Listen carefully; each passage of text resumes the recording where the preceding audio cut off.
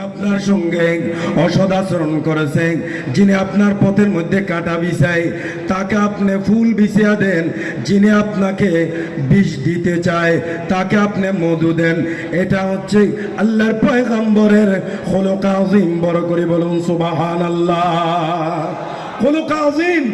এজন্য আল্লাহ রাসূল সাল্লাল্লাহু আলাইহি ওয়াসাল্লামের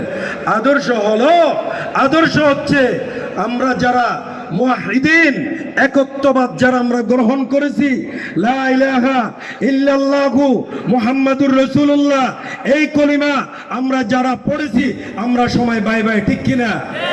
আমরা সবাই বাই বাই। আমরা যারা কলিমা পড়েছি, আমরা যারা একত্ববাদ বিশ্বাস করি, আমরা যারা লা ইলাহা ইল্লাল্লাহু মুহাম্মাদুর রাসূলুল্লাহ এই কলিমা আমরা যারা পড়েছি মনে প্রাণে অন্তরে আমরা বিশ্বাস করি, আমরা সবাই ঐক্য হতে চাই কি চাই না? আমরা সবাই ঐক্য হতে চাই কি চাই না?